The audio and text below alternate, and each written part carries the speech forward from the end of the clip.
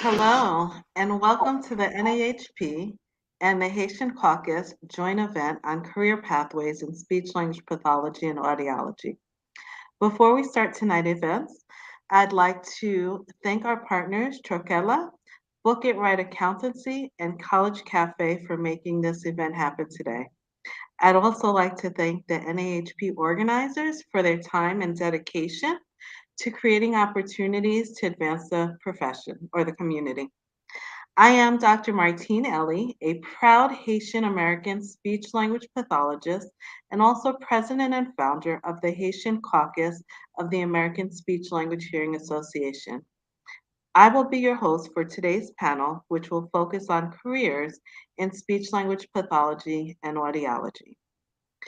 Before I introduce the panelists, I want to start by saying that speech language pathology and audiology are not majors that many people know about.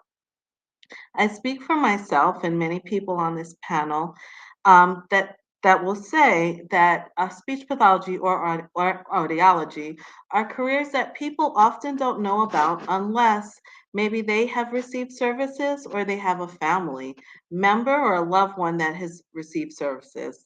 It is a profession, it's a hidden gem, and I'll say that it is a profession that once you're engaged with it, you love it because of the impact that you can make on someone's lives. So just some little facts to share with you about speech pathology and audiology. So did you know that speech pathology is ranked the number 3 healthcare job and the number 10 out of the 100 best jobs according to the US News and World Report? Also for audiology, it's ranked number 22 as the best healthcare job and 79 out of 100 best jobs. As a Haitian American speech language pathologist, yesterday was extremely special, and we're happy to have this event today because not only was it Haitian Flag Day, but it was also National Speech Language Pathologist Day. So we're really happy to be able to talk to you about this profession and hopefully recruit people into the profession. So with that being said, I'm going to introduce you to our panel of Haitian speech language pathologists and audiologists that will be speaking to you today. So we're going to start with Stacy Bastien-Renelique, who is a supervisor of speech improvement, clinical educator, and bilingual Haitian Creole clinician based out of New York. Stacy has conducted monolingual and bilingual evaluations in early intervention settings, school-age settings, as well as skilled nursing facilities. She's passionate about Haiti and has led students on study abroad mission programs to Haiti. You'll also hear from Dr. Marla Durand, who is a Haitian American audiologist licensed in New York, New Jersey, and Pennsylvania. Dr. Durand specializes in pediatric through geriatric diagnostics, hearing aid, and vestibular disorders. She has a special interest in fitting patients with hearing aids to improve their quality of life through improved communication. And last, you'll hear from Rachelle Felix, who is a clinical fellow speech language pathologist based in Maryland. Currently, she serves clients in a high school setting. Again, I am your moderator for tonight. I'm Dr. Martine Elie, and I've provided SLP services in schools, early intervention settings, the juvenile justice system, private practice, as well as provided training and administration in higher education programs. I've provided services, led service learning, and teacher training programs in Haiti, and have also worked in Saudi Arabia and am presently in Qatar. The purpose of today's session is to introduce you to the professions of speech language pathology and audiology, and the aim is to increase the overall number of culturally and linguistically diverse providers. We need Haitian SLPs to serve and audiologists to serve our community. So you'll hear from each of the panelists about the profession, and then we'll open it up for Q&A. So if you have any questions, we invite you to type them in the chat, and then we'll also share some resources with you. So I'm going to start with Stacy. Stacy, can you tell us a little bit about what a speech language pathologist is? Hi, Dr. Elie. Hi, everyone. I'm happy to be here with you all this evening. Yes, a speech language pathologist is a clinician who assess um, students, adults, pediatrics, people across the lifespan, diagnose them, treat them, and also help prevent communication, swallowing disorders in everyone. So we work with an array of population, an array of disorders. What are some of the settings that a speech language pathologist might work in? We work we work in NICUs, we work in hospitals, we work in early intervention servicing the 0 to 3 population in schools, in private practices, in skilled nursing facilities. We work in healthcare, of course. We do telepractice as well as academia. Mhm.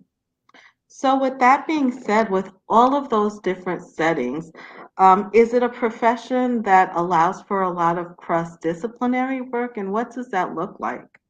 Definitely. As we always look for cross-disciplinary work because we're always looking for ways for the work to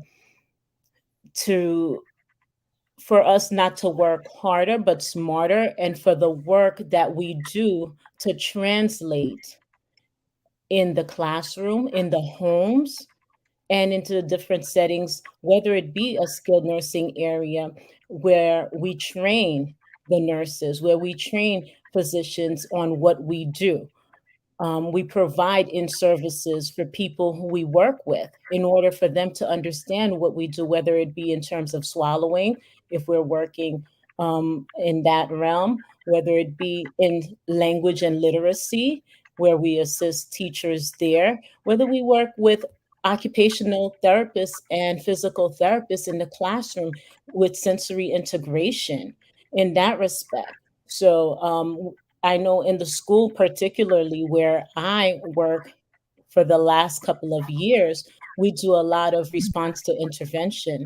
And especially within the pre K centers lately, we've been doing a lot of classroom based supports. And that um, incorporates a lot of work with speech, all the related services. That includes speech, OT, PT, that includes classroom teachers, paraprofessionals. That also includes other stakeholders that may be in the building that assist with the students as well, so that when you come in and you see someone helping the student, you wouldn't know whether it's a speech person, you wouldn't know whether it's a teacher, because we are all working towards that same goal.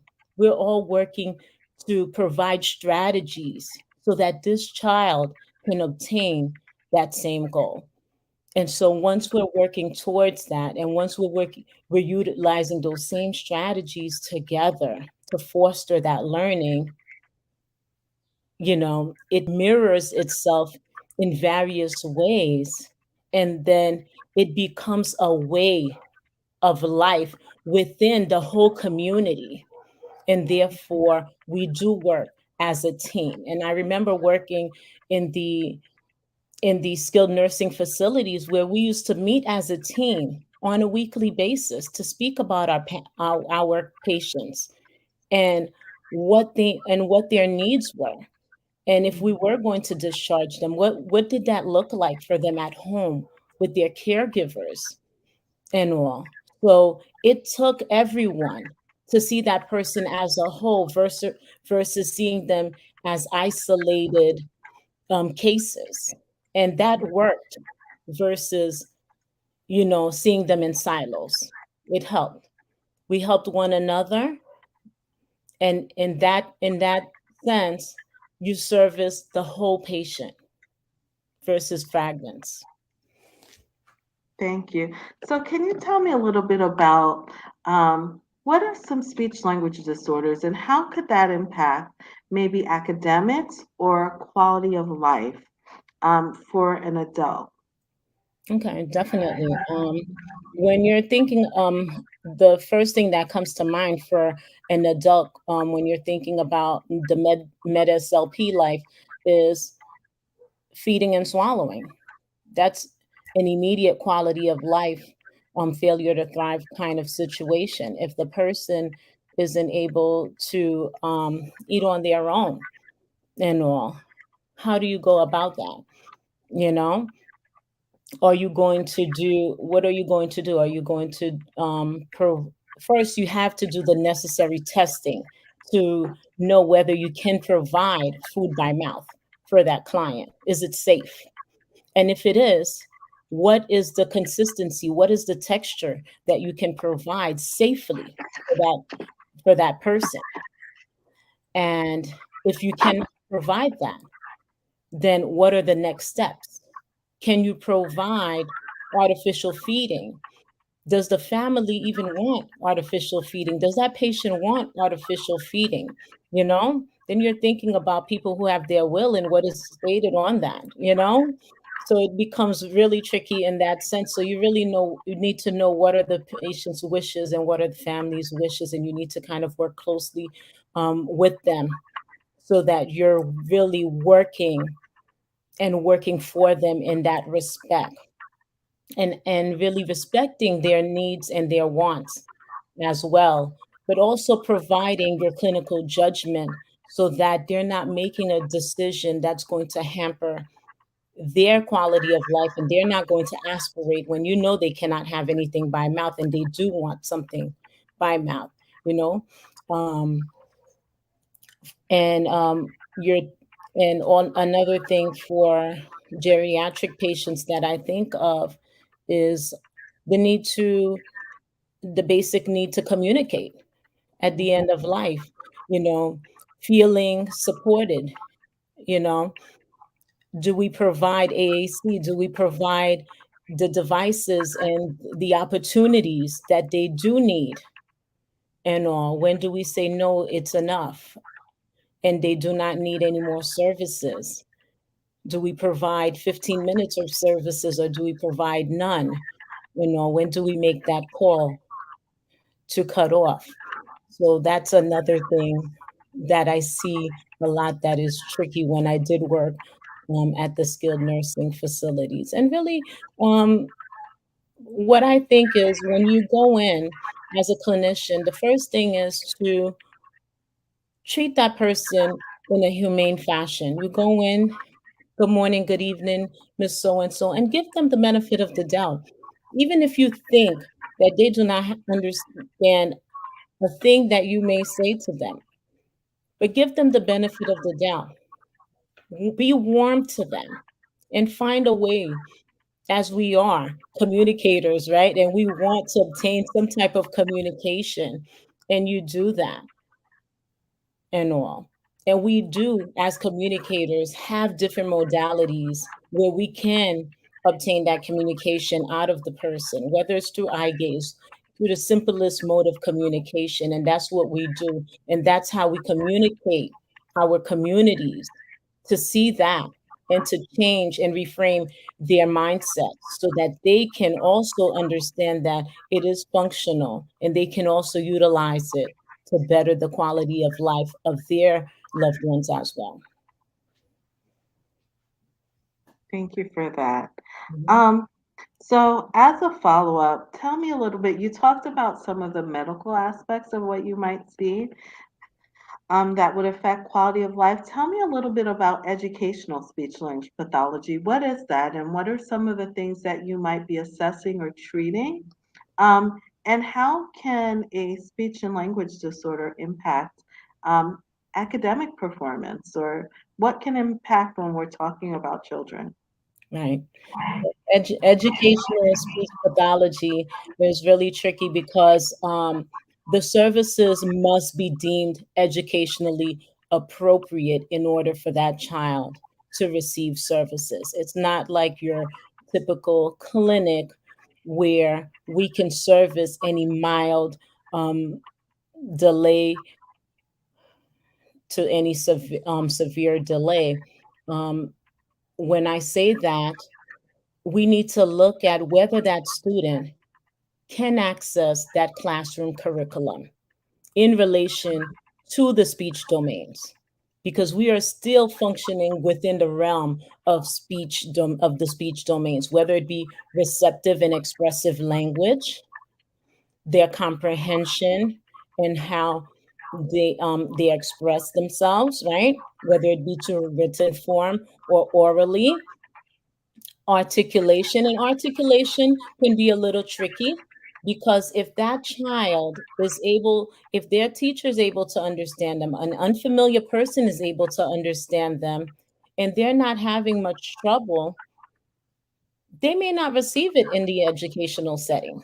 However, when they become unintelligible to their peers, when they're when they're unintelligible to an unfamiliar speaker, and their speech, you know, is hampered, it hampers their academics in a way that it is not comparable to their typically developing peers, and it's affecting them social emotionally, where they're being bullied by their peers, then you can make a case for that child to receive articulation therapy, right? Also, we're looking at pragmatic social skills, the way that they use their language, cognition.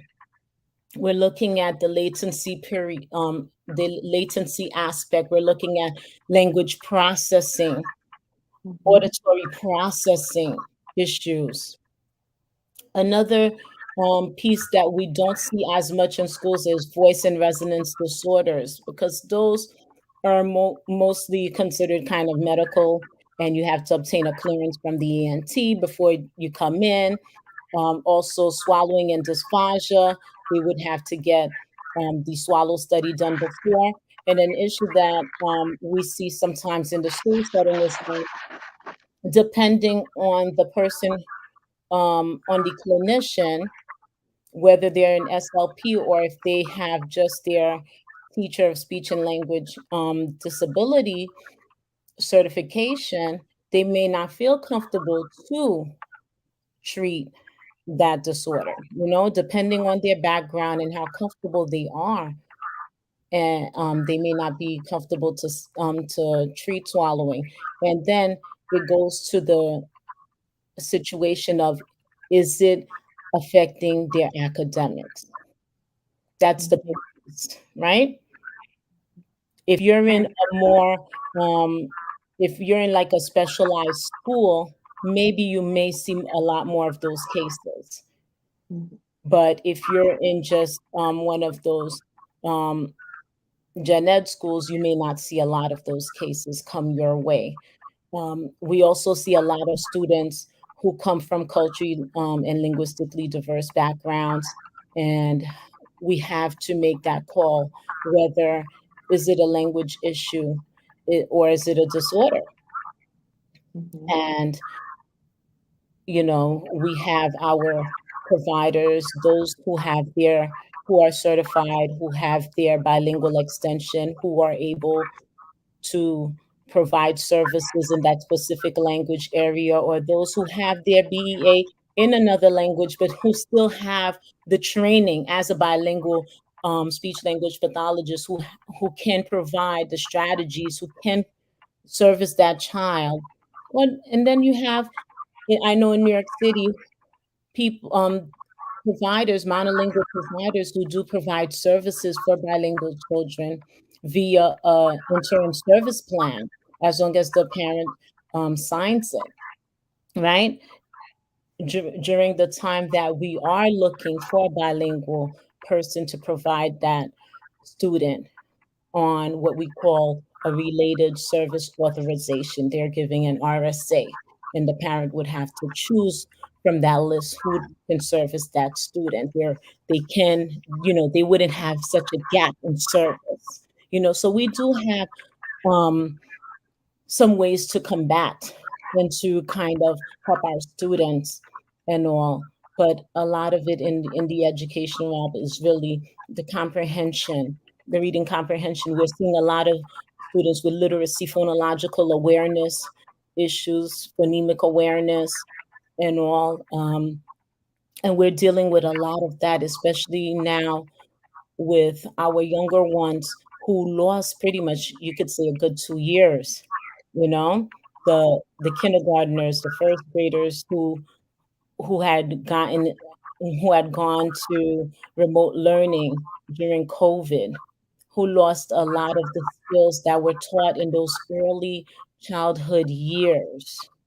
They're missing the skills, and we are now having to reinforce those skills and have to assist those teachers and provide support in that realm.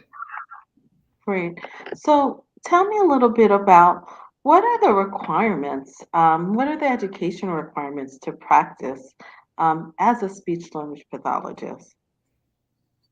Well, first of all, to be an SLP, you need to have a master's degree from an ASHA accredited program in order to obtain state licensure. In addition to that, you need to have completed 400 hours of supervision.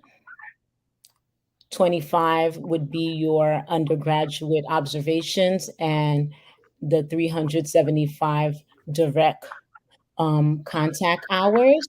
You'd also need to pass your speech language pathologist praxis exam, which I know a lot of people dread, but that is the gateway to obtaining your license, right? You need to also go through your clinical fellowship year. It's a 36-week or a 9 months um, program, pretty much year. That's your clinical fellowship year if you're going full time, where you will practice under the supervision of an um, ASHA certified speech language pathologist who would provide mentorship for you. They will also provide supervision for you. They will go over everything that you need to know for your first year and pretty much walk you through your first year. Pretty much, it wouldn't be baptism by fire kind of thing. You would have someone who would walk you through your first year experience instead of you just walking through the door on your own and having to navigate on your own. You would have someone allotted to you. So that's a wonderful thing. And after that, you would go on to getting your ASHA Cs.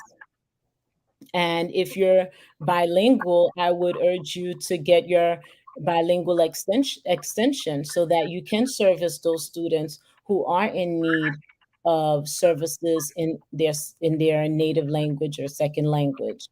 And especially if you're Haitian, please take your BA in Haitian Creole. We need more bilingual Haitian speech language pathologists. There is a significant need. I think that was a great segue. So you talked about the clinical fellow and you talked about some of the student experiences. So I'm going to ask Rachelle, what was your pathway to the profession? I know that you didn't do the traditional route of an undergraduate major in speech pathology. And can you tell us about maybe what are the expectations? What was it like? Stacy talked about the requirements of the graduate school program, those clinical rotations. So can you tell us a little bit about that as well as what a clinical fellowship year is? Yes, yes. So, as Dr. Elie mentioned, I took the non-traditional route. So I was a teacher before, and I saw how some of my students who presented with different disorders, how it impacted them in the classroom, and that kind of motivated me to take my journey into speech language pathology, which I initially wanted to do before too, but I was was always debating between speech language pathology and education. So during my undergraduate experience, I was able to take some prerequisite courses in communication science and disorders. So that kind of at least gave me an introduction to the profession. And as I was teaching, I was taking prerequisite courses too, so that I could then apply for the master's program in speech language pathology, or communication science and disorders, depending on the university that you go to. So what I went ahead and did was, I did my master's program. In the master's program, we did different clinical rotations. I had experience working with private practice, in the hospital setting as well as the school setting. So we had a lot of hands-on experiences where our supervisors allowed us to be a little independent, but still providing us with supervision to make sure that we were doing right by our clients. And then in addition to that, that transitions me into the clinical fellowship year, where I am working as a speech language pathologist, but directly under a licensed provider, a licensed speech language pathologist. I'm currently working in two different high schools. So I work with a private practice company that has partnerships with two high schools. Um, and I work with a lot of students who present with language disorders, or students who present with autism and fluency as well. So I work a little bit with, you know, having the kids get an opportunity to learn how to verbally express themselves, whether that's via written language or oral language, and as well as augmentative devices or alternative devices, where for some of our students who do not have the ability to communicate verbally, they're able to use different types of devices to support their communication. So that has been a beautiful journey to see. Um, and yeah. So, what would you say to somebody that was maybe Mhm. considering majoring in speech language pathology? What would you tell them some of the expectations are as a student that's considering enrolling in an SLP program? Okay, good question. I would definitely say to take an introduction course to speech language pathology, because that's what kind of opened up my eyes to the profession as well. And it gave me an insight as to what we do. I would also say to find a mentor to help guide you through the process. Um, Especially with me being a student or a person who was a non-traditional student, I felt like the journey was a little bit harder than if you, like, enter it coming from an undergraduate program with the background. So having a mentor will help guide you, and help you, like, make some of the best decisions as you progress through the profession and through school. Additionally, I would say you do need to do a lot of studying. This is a major that, you're impacting students' lives and you're impacting adults as well. And they're very fragile. So you want to make sure that you're studying and you're doing right by your clients. In addition to that, I would say having great connections with professors. I think a lot of time when you have a lot of information that you're learning, it can go, as you're thinking through some of the things that you're learning, it can go straight through your head and out of, and it may not make too much sense. So having a professor where you can talk through the points that you're learning and learn effective ways for you to understand the information is super helpful. Thank you. So we've heard from two speech language pathologists, and so you glean that speech pathologists deal with the oral communication and the understanding. So on the opposite end of our profession is audiology. So Dr. Durand, can you explain to us what is an audiologist? Yeah, so an audiologist is a healthcare professional who will identify and assess and manage disorders of hearing, as well as balance and other neural systems, so auditory processing, things like that. So we do deal with patients who are hard of hearing or have a hard time communicating because they're not able to hear and understand those around them as they as they should. So what are some of the aspects, so you mentioned assessing hearing.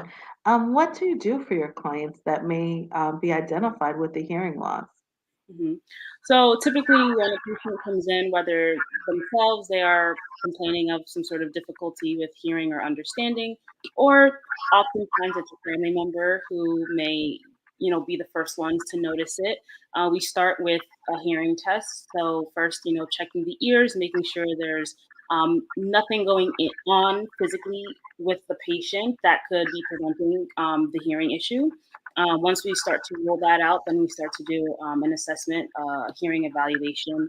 And then from there, depending on what the results are, we counsel the patient, accordingly based off of what we've found. Okay.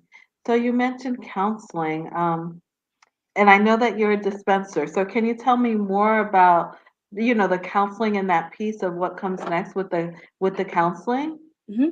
So all audiologists also have the ability to dispense hearing aids. So we are audiologists and dispensers are their own entity. But when it comes to counseling, we are talking to the patient about the implications of their hearing loss and what we found on their hearing difficulties. So it always goes back to, bringing whatever their concerns were and tying it into, the results that we found.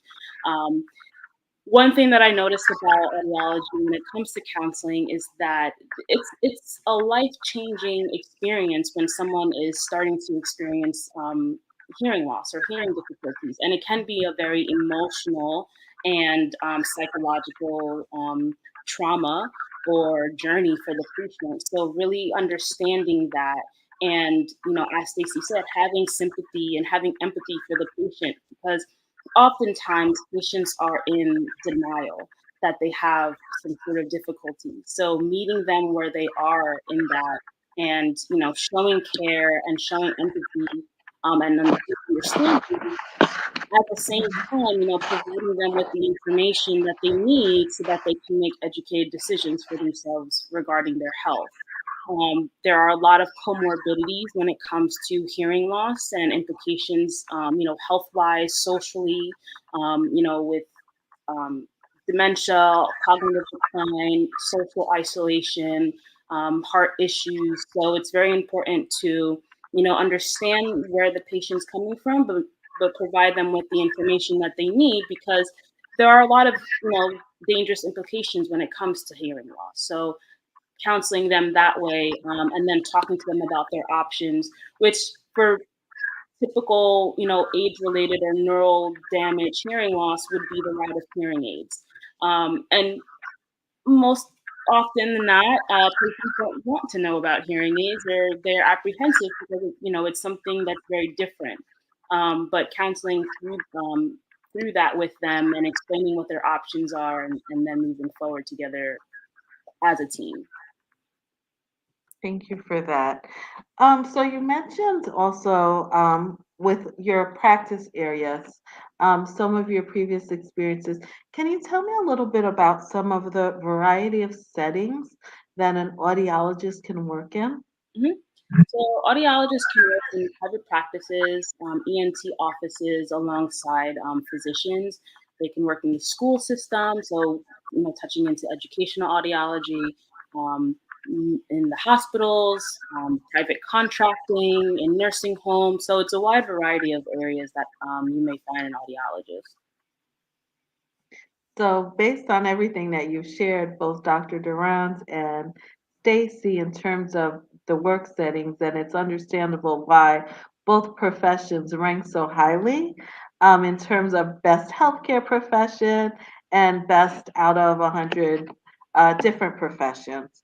Um, so tell me a little bit about what are the educational requirements to work as an audiologist?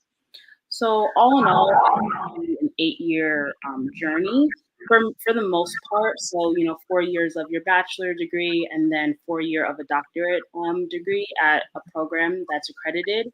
There are some schools that have an accelerated 3-year doctorate program. So that's why I said it depends. So between 7 to 8 years, but most schools right now are 8 years. Um, Your first 3 years, you are in the classroom and also doing clinical rotations. So while you are, having your classes in the schools, you are also usually doing a semester's worth of a rotation in different clinical settings. So that could be like in the hospitals, the schools, private practices, as I had mentioned. Your fourth year, or the last year of the program, that's your fourth year externship. So you typically will spend that full year at one location, where you have more responsibilities. You are still under the supervision of an ASHA certified audiologist, so that you can receive your hours. Mhm. But at that time, typically you tend to be more independent, seeing more patients on your own, kind of getting a feel of what it would be like to be a full blown audiologist once you graduate. So that's what that last year is for. So unlike for speech pathology, that clinical fellowship year is after you graduate. For audiology, that's built into the curriculum before you graduate. Great. So here's another question for you, similar to what I asked Stacy. Um, what or how would or how can a hearing loss impact, let's say, either academics or quality of life, for someone that has a hearing loss? Mm-hmm. Or maybe teachers or families don't know that that person has a hearing loss. There are so many implications. So I'll start younger and work my way up. So as we know, right, we produce what we hear. So for Mhm. children, if they're not hearing the consonants, the vowels, if they're not hearing speech the way that they should, they will then speak the way that they are hearing. So the implications that way, it affects speech. As we start to get older, when it comes to postlingual implications, so people who have gone through, have normal hearing, and in their adulthood, somewhere along the line, they start to develop a hearing loss. Um, First, socially, there's a lot of social isolation when it comes to hearing loss, because oftentimes, people are in situations where they may not be hearing what their peers are saying, or hearing what their colleagues are saying in work or in social settings, and it gets to a point where you may not want to continue to say, "What was that? Can you repeat that?" There's an embarrassment factor sometimes. You don't want to be a nuisance to other people, so you stop asking for clarification, and then you start missing conversation, misinterpreting conversation. And I have a lot of patients who have admitted, more so in their older, years, they stop doing things socially that they enjoy doing, right? They stop going to out to dinner or out to lunch with their friends. They stop going to bridge or bingo night because they're having a hard time understanding, and they don't want to continue to feel isolated when they're in a room full of people. So there's definitely a lot of social isolation there, which also can, in turn lead to certain aspects of cognitive decline. So, hearing loss and cognitive decline, such as dementia and Alzheimer's, are very closely related to each other. The brain needs the stimulation in order to be able to process what it's hearing. So, over an extended period of time, if the brain is not receiving that auditory stimulation, it starts to lose the ability to make sense of what it hears. So, we start to see some issues when it comes to memory. A lot of patients, will, once I bring it up to them, they're like, you know what, that makes sense, right? Because they're not hearing things as they should, or they're just not hearing it at all. And it starts to affect their memory and other things. And as I mentioned, there's some other, comorbidities, such as, depression, such as heart issues. So there's definitely a lot of implications of how hearing loss can affect, the individual, but also the people around them. Hearing loss doesn't just affect the patient; it affects their family, it affects their friends, and other people that are they're interacting with as well. Great. Thank you for that. Um, so let's see. This question is for Stacy and for Marla, Dr. Durand. So tell me, how can or is it possible for hearing to affect behavior when we're thinking about young children, what do we see? I mean, well, I won't say just hearing, but for a child with a communication disorder, and this is something that not just for people that are going into the profession, but family members as well to know. How does that, either speech and language disorder or a hearing potential disorder, what impact can that have on behavior? Definitely. I've seen it numerous times. I so agree with Dr. Marla. I actually had a student. He had binaural hearing loss, and we're treating him for our tick, and nothing. After a while, it's like you're going nowhere, and it's like, Mom, Dad, can you check his ears? What's going on? And then, of course, something was up, and it's like, yeah. Then we had to get him an FM unit, and once he got his hearing aids, it was like night and day. He was doing much better, soaring, and he was already like a bright young man, but it was like the self-esteem and his demeanor just totally changed, you know? He felt more confident, and it wasn't like, because before it was like his self-esteem was like plummeting, because Mhm, it's like you never understand what I'm saying, like, and I don't understand what you're saying, because of, it's like there's the reciprocity is not there. And once he got his hearing aids, it was like, whew, he loved coming to speech then, right? mhm, And he loved being with his peers too, because it was much more engaging and much more enjoyable to be in that social setting. Hearing can also affect those students that we have, that we say, who are on the spectrum, mhm, um, who are either hypersensitive to noise and all, where you see they would hold their hands over their ears and all, because there's too much stimulation and all. And then you just have to wonder with those who are understimulated, who are not responding, and you have to wonder what's going on. If you walk in and the music is playing, or you shake something and the child or the baby's not responding, then you, as a caregiver or an observer, you need to be on alert to say what's going on here, you know? And all. There are certain nuances in even the language. You, as a caregiver, when you're speaking Creole, your kid knows your Creole from the womb. They know your language, you know. They know the English. It's not a foreign language to them, and all. And when it changes, they know that too, and all. And so, if your child, doesn't even discriminate, and it's like nothing, it's as if they didn't hear any change at all, you should wonder about that as well, and really mhm. check to see what's going on. Thank you. Yeah, I agree with that. So that's a good question because I've seen, starting from a young age, I've seen pediatric patients who have different types of hearing loss. So sometimes I see pediatric who has hearing loss in one ear, and kids are very good at adapting. And sometimes it's hard to pick up on it because they have a better ear that is able to compensate. So sometimes you don't even, parents don't even realize that there's something going on.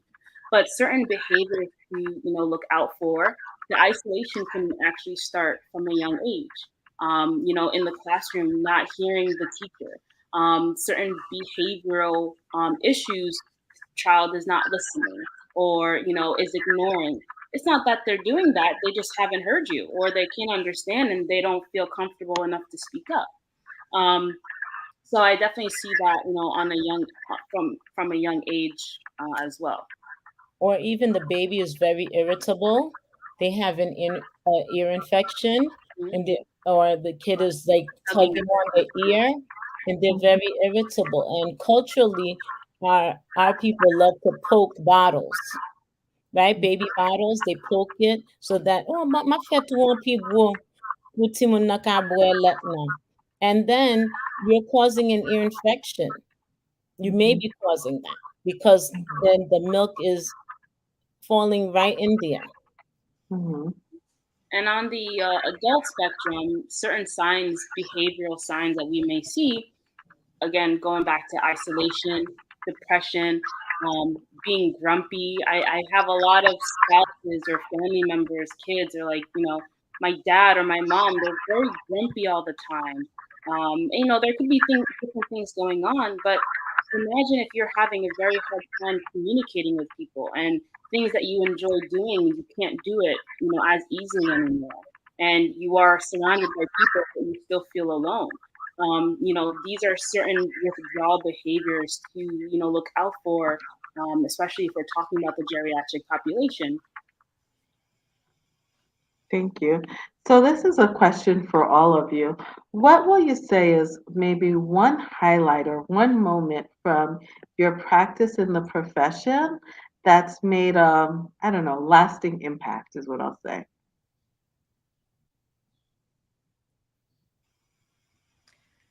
I think for me, I've been asked this question a couple of times throughout my career, and I'm early in my career, and it's getting hard to actually pinpoint one case or one patient because truthfully, every time I'm able to help a patient and I can visibly see them light up or them get emotional that they're able to hear again and communicate with their family again, that really just hits home, and that just continues to remind me of why I'm in this field and why I'm doing what I'm doing. It really improves what I do. Really improves a lot of people's quality of life. And I have patients cry in my office. I have patients unleash everything that is on them, whether it has to do with hearing issues or not, because they come to you and they trust you. And when I start to build that rapport and relationship with my patients, and they trust me to help them out, that's really touching to me. So it's really hard to pinpoint, any specific situation because it's all very rewarding to me. I would say the same just because I'm trying to like have like a real quick flashback back right now. And what's rewarding to me is really when the parents come back and they call back and they say, Miss Stacy, this kid is able to do this now, or they send pictures or they communicate in some way, shape, or form to let me know of the impact, right? And that means the world to me because not only that you build a relationship with the kid, you build a relationship with that parent, and it shows that you were effective in building a bond between the parent and that kid as well to help them maintain, a relationship where they can continue to foster growth within their child. So I have kids who are older than my daughter now, and it's beautiful to see parents who still remain connected Mm-hmm. after so many years. They continue to send, whether it's holiday greetings, every so often, Stacy, how are you doing? Send pictures, how are your kids, how's this? You know, they wouldn't remain connected if you didn't do something right. That's just the bottom line. So overall, um, it just touches me that you did what you were supposed to do. Mm-hmm.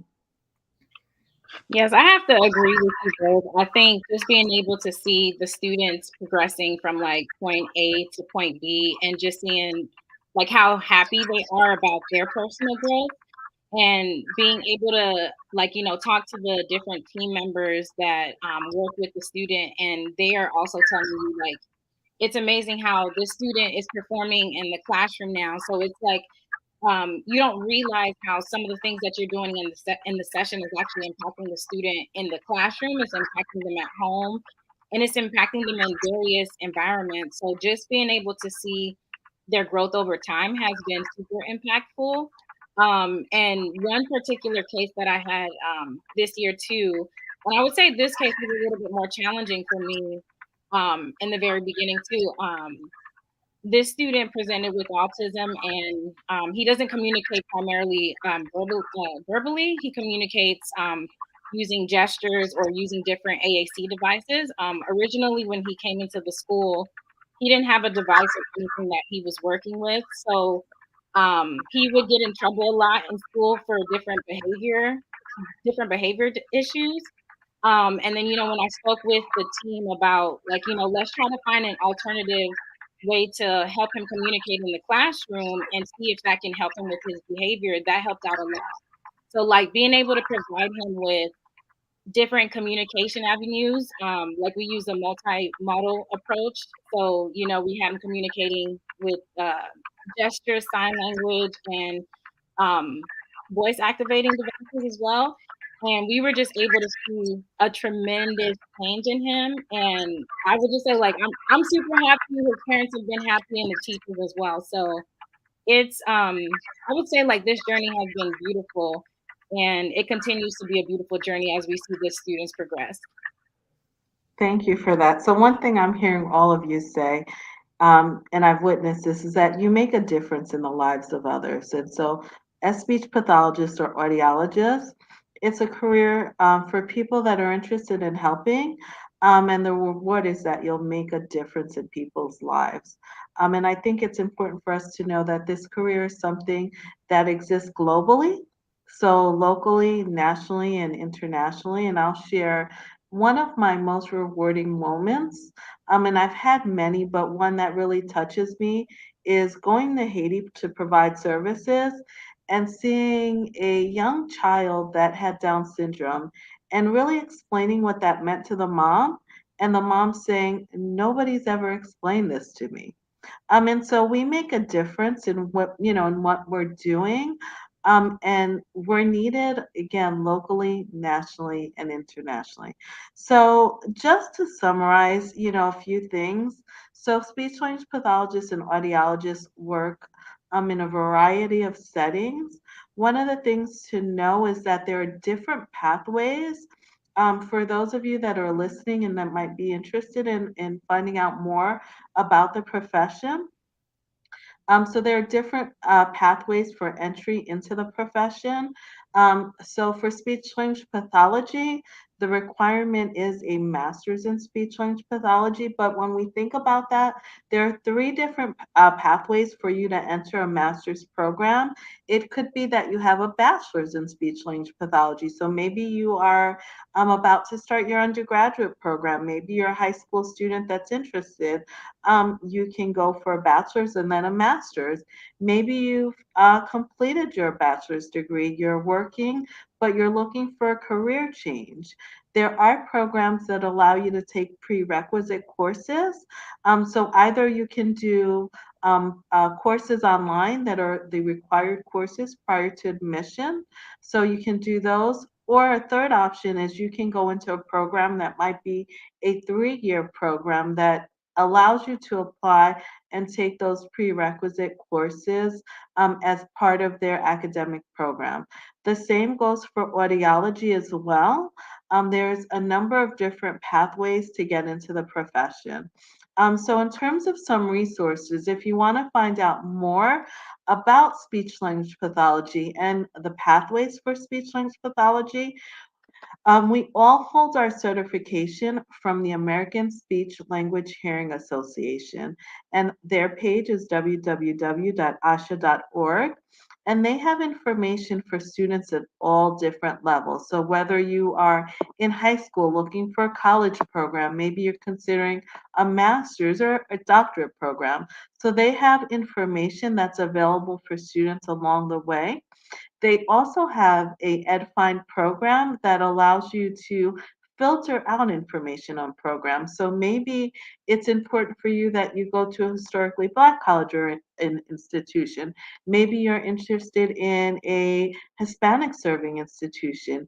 You might be interested in a program that has study abroad opportunities. And so There are a lot of, it offers you a lot of different information in terms of how to filter out what some of the programs are. Some tips that I would give for individuals that are considering a program is number one, you want to make sure if it's a master's program that it is ASHA accredited, not ASHA accredited, I'm sorry, credited by the Council of Academic Accreditation, because that's really important for all programs and for you in order to get your certification. I would recommend that you do your research on the program. So contact the program, attend an informational session if they have one, meet with students and faculty. If you're interested in doing research, find out if there are research opportunities. Grant funding, find out if they offer any type of grant funding or scholarship for students, and speak to students and alumni of that program to find out more. And I would also suggest finding out about their clinical placements. Do they have a clinic? Do they have specialty clinics? And what type of placements do they offer? So, as someone that's considering a program, I would definitely say that's some key information to know. And then if you wanted to maybe find out more or experience firsthand what a speech pathologist does, maybe you want to shadow someone. See if you can reach out to a local speech language pathologist and see, hey, I'm interested in the profession. Can I come do an observation in your clinic or in your school setting? Are there any opportunities for me to volunteer? Whether it is with a speech language pathologist or audiologist, or maybe it's in a setting that provides services for that population. So maybe volunteering in a nursing home or volunteering in a special needs school. So you have the ability to see maybe some of the scope of work that might be involved in some of the clientele that you would serve. So those are just a few of the tips that I would give to you. And then I'm going to open it up for questions. So I mentioned ASHA. I will also say that there is a organization. We do have a Haitian caucus of ASHA that I've mentioned. So that website is there. So I'll share that with you as a resource as well. And so the Haitian caucus is a group that started, and that is to really to want to inform the community, but also to build the resources within our community. So we know that there are a number of individuals that need the services, but there aren't necessarily materials that are available in Haitian Creole or individuals to provide services to our community. And so there is a great need for speech pathologists and audiologists as a whole, but particularly in our community. So I'm going to segue into questions, and I see that we have a few different questions for the different panelists. So I will start with the first question. How can I get a bilingual extension? So Stacy, I'll put that question to you. Okay. In order to get a bilingual extension, you would have to either attend a program, be in a master's program in speech that has a bilingual extension attached to it, um, or you can apply to a college that has a bilingual extension program, and that would be separately. Mhm. So I'll add to that, or I'll add a follow-up question. Can Mhm. you get the bilingual extension after you're already certified? Yes, you can get your bilingual extension after you've become a certified speech language pathologist. Sure. And how would you go about finding programs, bilingual extension programs? Um, the way that I found it really was through the schools. They typically advertise for teachers different bilingual extension program. However, if you Google it, you can find and you if you just Google bilingual extension programs for speech language pathologists, there are some that will come up. I know if you're in the New York State area, I know that LIU Brooklyn has their speech program has a bilingual extension component. embedded with the master's program. I know that Teachers College has one, Turo has one, and I believe there's a school in Long Island that also just had one. St. If John's in St. Queens. John, is it St. John's? Mm-hmm. Okay, St. John's. Yep. Great. All right, thank you. The second question is also for you, Stacy. You mentioned the bilingual extension in New York City. Can you practice as a bilingual clinician without bilingual certification in other states? Okay. That question is an excellent question. I'm really glad that you mentioned that. There's actually 37 states that recognize bilingual education. So therefore, you need to make sure that that state requires, whether you need to know whether it requires you to be bilingual in order to serve as a bilingual clinician there. I will say in New York State, in order to provide services via early intervention, you do not need a bilingual extension. You can service as a bilingual provider. However, if you're serving as a bilingual provider within the school systems, you do need the bilingual extension. Okay? That's in New York State. So it's on a case by case basis based on your state. So Okay, um and that's based on all the certifications and the regulations too for all your other licenses and certifications. Okay? great. Everything is fully transferable to other states. So you got to make sure. If you are Great. licensed in New York, you need a license to serve in New Jersey. Great. All right. The next question is for Dr. Durand. What is your day like at work? That's a good question. So pretty much, seeing patients, it's a mix. So there are different services that I provide, and so when you start to get a patient base of people coming in, there's different things that I may be doing. But typically, for the most part, I would be performing hearing evaluations, so performing hearing tests on patients that come in, and then a hearing aid evaluation. So if there is hearing loss, then counseling them and discussing their options for hearing aids. Demoing hearing aids on them in the office, just so that they have a full experience and get some introduction into hearing aids. For the patients who come into the office who already have hearing aids, whether they have an issue with their hearing aid or need maintenance and cleaning of the hearing aid, I'll be taking care of that. So I have my hearing tests, my hearing evaluations, and then hearing aid checks. That's where I am at private practice. I used to work in an ENT office. So in addition to doing that, I was also doing balance testing and electrophysiology testing. So basically, some tests of the brain in relation to in relation to the hearing, and also for patients who may have vertigo or other balance issues, doing testing for that as well. Okay, great. Thank you. All right, the next question is for all of the panelists.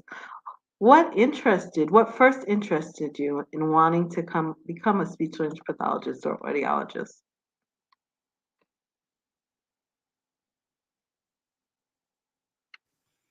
Okay, I'll go first. Okay, so I will preface this by saying that for speech pathologists, what you guys do is absolutely amazing. And for a lot of audiologists, we were actually introduced to the field of communication disorders through speech pathology first. So I come from a family of having siblings who are in the medical field. I knew that was something that I always wanted to get into healthcare, and into helping people in their healthcare. I would say, as you had mentioned early, Dr. Elie, that it's a field that most people don't know about unless you personally know somebody who has to receive one of those services. So I didn't find out about speech pathology or audiology until my sophomore year of college. doing some different research. I reached out to speech pathologists to shadow them. So I did go to some clinics, saw what they did, and it was a lot of work, and I was like, I don't know if this is for me. And in the same clinic, there was also an audiologist. So one of the days I was there, I went ahead and shadowed the audiologist, and I knew right away. I said, I definitely could see myself doing this. So I continued to pursue. I did reach out to an audiologist in my hometown and asked if I can shadow for the summer, and he basically took me under his wing and became my mentor. And I continued on into following into the field and kind of doing my own research, because the school that I went to for undergrad didn't have a communication disorders program. So I kind of had to do my own research and put together a mirage of different classes to basically create some prerequisites for myself moving forward. So first route was looking into speech pathology, and I said, you know what, I'm going to leave that to the people who are going to be great at it, like you guys. And then I took on audiology, and I'm really happy that I did. It's been really rewarding. Right. Awesome. Actually, my brother and my sister received speech as babies for early intervention. They were premature twins, and they used to receive speech. The clinicians used to come in. I used to have fun. I used to get free services too. I used to enjoy and engage as well in co-treat. So therefore, I was introduced to this field early on. And I remember in high school, my home economics teacher, he used to speak to me and a couple of my friends and say, ladies, what are you going to do in college? And really kind of say, hey, I have my cousin who's in Canada. She's in speech pathology. You should look into it, and really kind of push us along that way. And we did have advisors from Brooklyn College who would come and take us on trips to visit different colleges. And she said, hey, Stacy, I had she knew I applied to SUNY New Paltz. And she said, I had a friend who went to SUNY New Paltz. She did communication disorders. She was learning sign language, blah, blah, blah. And I was like, listen, maybe somebody's telling me to go that way, And I did apply there. I went into the program. It was a wonderful program. I enjoyed it. Actually, I loved my audiology placement. But that's the time where they started that had the audiology doctoral program, right? And there was no more dual program. I think if they still had the dual program, I would have done it. And I said, I love it. I remained in it, and I just found my niche. And as for me, I had a friend who needed speech therapy when she was younger. And I used to always remember her getting picked up. But a lot of the students, we were just like, where's she going? We could never really figure out, like, where she was going or anything. But she would always come back with these little gifts that the speech language pathologist would give her. But at the time, I didn't know what a speech language pathologist was, to be honest. So I would say, like, my first interaction with, like, understanding and truly getting a good grasp of the profession was an introduction course that I took during my undergraduate year, during my freshman year. And that course is what, like, opened up my eyes to the profession. And I was just like, oh my gosh, I think I really want to do this. And I would also say, like, what confirmed it, though, was when I was working in the classroom as a teacher. I used to teach algebra 1 in high school, and I noticed, like, some of my students presented with different deficits in the class, and these were the students who had different disorders. And I just remember being a teacher trying to find, like, different resources to impact them and to get them to perform in a different way. And then I was just like, oh my gosh, I really need to be a speech language pathologist so that I can know how to better, like, help my students in the classroom. So yeah, that's how I kind of got introduced to it and how I wanted to become a speech language pathologist. Then I would say, like, when I started my program in Howard, I realized, like, all of the different types of, all of the different types of sectors that we can go into, whether that's like private practice or the acute setting in hospitals. And I was like, wow, I'm falling in love with the hospital setting too, and with the pediatric and adult setting. So yeah, that's my response. Great. And I'll just say, like all of you, same thing. I started off with one major, but I didn't like it. And then I had two people tell me about speech language pathology, and I went to the university clinic, observed a session, and fell in love. And that's been it ever since then. And so it's something that I stumbled upon, but it was the best thing that I stumbled upon because there's not a day that I don't love what I do. All right, our next question. Are there any organizations that provide services in Haiti? So I'll take that question. So in Haiti, our profession is very small. We are called orthophonistes. I'm in IT, and there are a handful of speech language pathologists that are providing services. They've either been trained in the US or in Canada. So you'll find primarily private practice owners. And then there is one, I'd say, school slash hospital, Saint Damien, which does provide services. So yes, and then you have non-for-profit services or non-for-profit organizations that do go in and provide services in Haiti. And so there are a number of different ways to provide services, but one thing that's important to know is that our profession, while there's a slight awareness of it, there's a major need, but there are no training programs at the time. And so anyone that is providing services in Haiti has been trained abroad and is coming in and either living there or doing some service work. All right, the next question. This one is for Rachelle. Can you tell us about your day as a clinical fellow? And are you still finding out what population you want to work with? That's a really good question. So my day to day, like when I start off my day, I'd like to make sure I have my plan together. Usually I try to plan the day before so that I'm not rushed the next day. But I'll look over my plan and just make sure that I have the materials that I need for all of the students that I'm going to see throughout the day. And then secondly, I try to reach out to the teachers to make sure the students are there.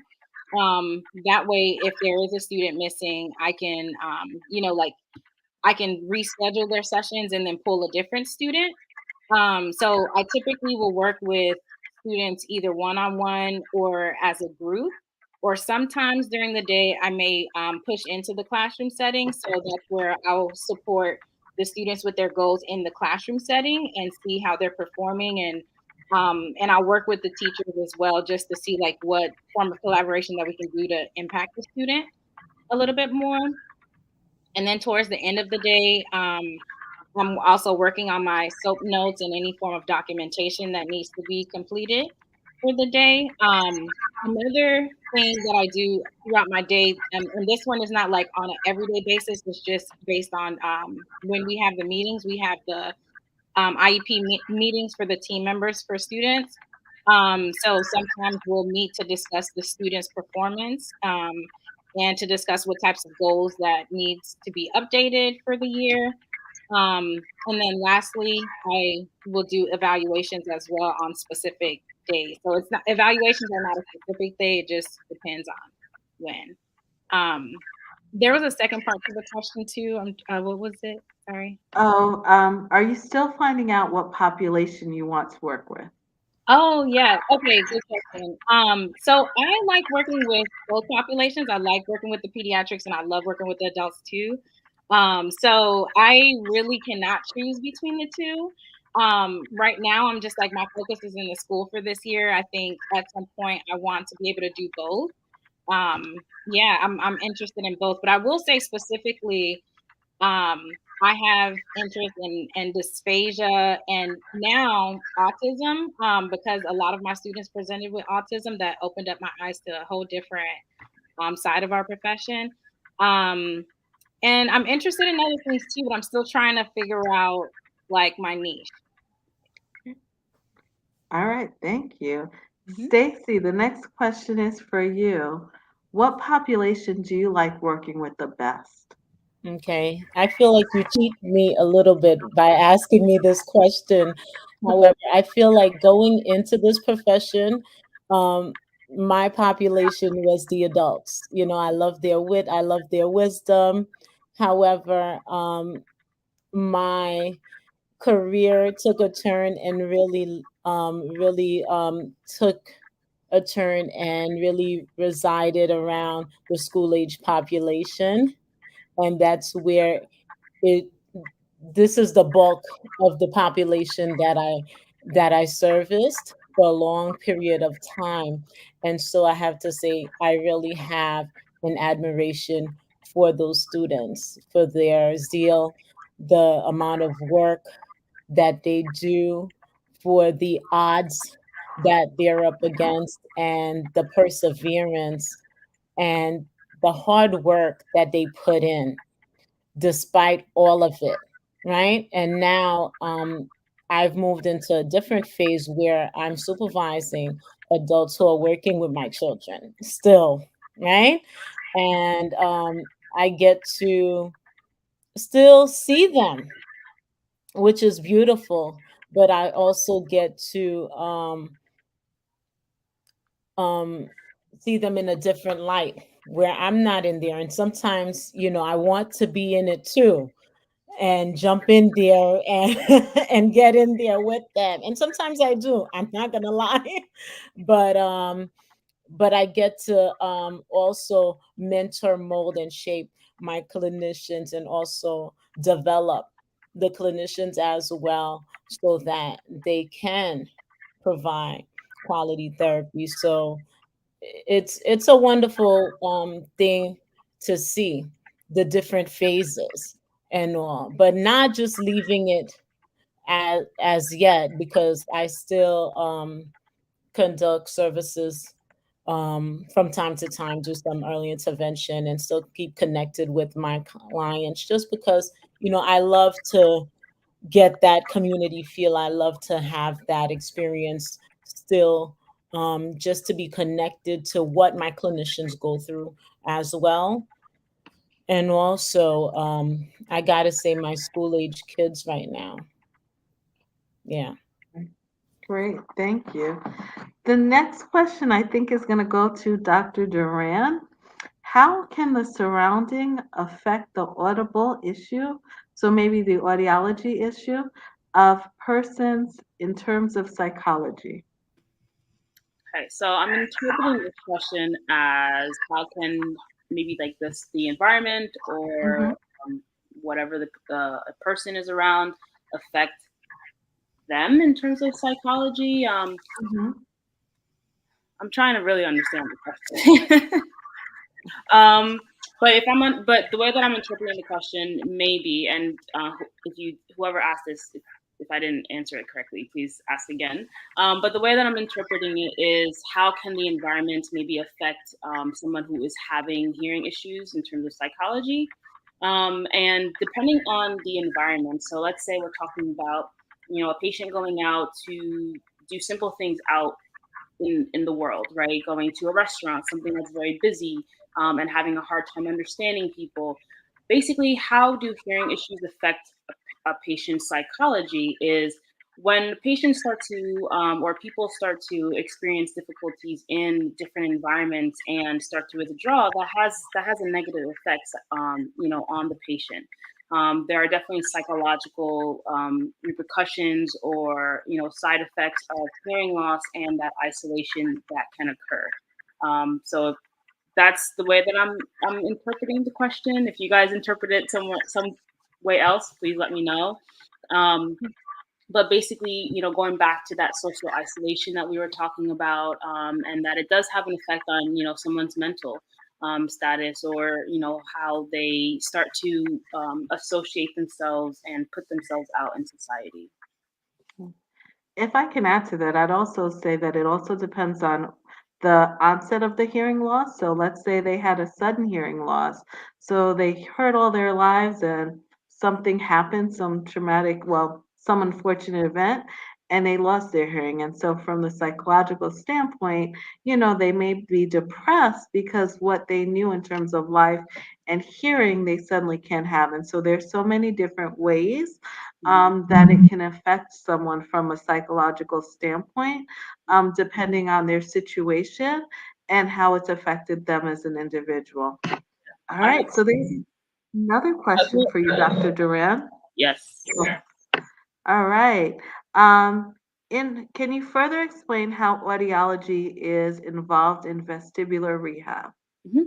So the vestibular system, or the balance system, has to do with the inner ear, which is part of the whole ear system.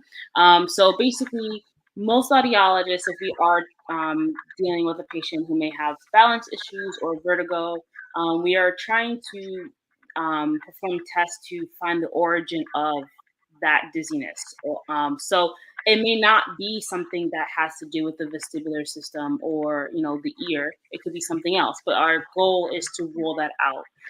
And oftentimes, if we see that there is some sort of deficit or some asymmetry, something that's going on within the vestibular system that is affecting the patient, a lot of times we will refer them out to see a physical therapist who can then perform some maneuvers, or a physical therapist who specializes in vestibular therapy, because there are certain exercises and maneuvers that can help the patient adjust to the hearing loss, and in some cases correct it, depending on what the origin of that vestibular issue is.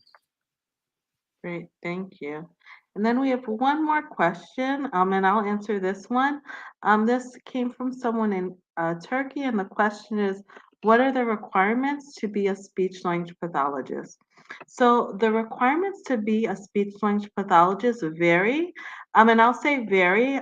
There are basic requirements in the U.S., but then depending on the country that you're in, there might be some different some different requirements. So in the United States, the requirement is that you have a master's degree in speech language pathology to practice independently. Most recently, they did start accepting speech language pathology assistants, and so that you wouldn't work necessarily independently, but you would work under the supervision of a certified speech language pathologist. So that is another route. Internationally, every country is very different. So I'll use Saudi Arabia as an example. Their entry requirement into the profession is a bachelor's degree in speech language pathology. And so in a lot of international countries, what you might see is that the entry is a bachelor's degree. So it is, in terms of that question, it really depends on where you see yourself practicing. So if you're practicing in a specific country, then it's really important to find out what their requirements are, because it might be different from what those US requirements are. Their licensing requirements and their educational requirements will be quite different. All right. So I don't know if there are any other questions, but I'd really like to thank the panel for taking the time to be a part of this. One more question. Sorry, Dr. Durand. Um, do you have any information on tinnitus and whether or not there are any cures on the horizon? Yes. So I actually did want to tie that into the other question about psychology, because sometimes we do have patients who we have to refer out to a psychiatrist if their tinnitus gets very bad. So let me backtrack and explain what tinnitus is. Tinnitus is any sound that a person may be hearing that is not actually generated in the environment. It's something that they're hearing within their own body. So oftentimes it could be ringing sound, buzzing, hissing, humming, a variety of different sounds. And it's very rare that other people can hear it. It's a very, very small percentage where it gets to a point that other people can hear it. So it's typically something that is specific to a patient or that person, individual. And sometimes they think that they're going crazy, and because nobody else can hear it. So it is definitely a real thing. A lot of times it can be associated with hearing loss, but not all the time. So not every patient who has hearing loss has tinnitus, and not every patient who has tinnitus has hearing loss. but there are certain things that can affect tinnitus or make it stronger. So hearing loss, noise exposure, or damage. Certain medications can cause tinnitus as a side effect. There are no cures per se for tinnitus. Unfortunately, there's tinnitus testing that we can do and approaches that we can take to help a patient acclimate to it or adjust to it, depending on how bad it is.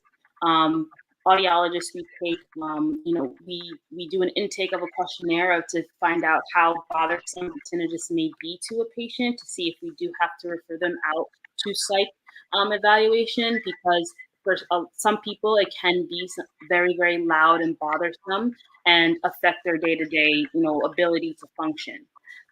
So that's what I would say. If you are experiencing any tinnitus, though, I would advise you to get your hearing checked, because as I said, sometimes it can be related to one another, and if it gets to a point where it's unbearable, then definitely seek out help as well. Great, thank you. Thank you, everyone. We hope that you found this panel to be informative. Again, careers in speech-language pathology and audiology are very rewarding. For further information about careers in speech-language pathology and audiology, you can go to the ASHA website. You can also go on to the Haitian Caucus website. And then we'll share with you our individual emails as well. So if you'd like to reach out to us and ask any individual questions, we have all shared our personal emails. So I'd like to again thank the panelists and NAHP for co-hosting this event. Thank you for having me and for having us. This has been very awesome. It's very nice to be able to connect with other Haitian professionals as well, because as we mentioned multiple times, definitely a need for us in the community, and it's a need for speech pathologists and audiologists in general, but definitely within our Haitian community as well. Thank you. Thank you for having us, Dr. Elie. And everyone, thank you for being here with me. It's nice meeting you, and I hope that we can stay in touch. And anyone who would like to get in contact with me, please reach out to Dr. Elie, and she will send you my personal email. Thank you, everybody. I appreciate you guys coming out and learning a lot about the profession. I learned a lot myself being on the form of this on this platform as well. And I hope that you guys were able to take in a lot of information. Please feel free to reach out to me if you're inquiring information about the graduate programs or the clinical fellowship. Thank you. Thank you. Bye-bye. Thank you. Have a good night. Good night. Bye.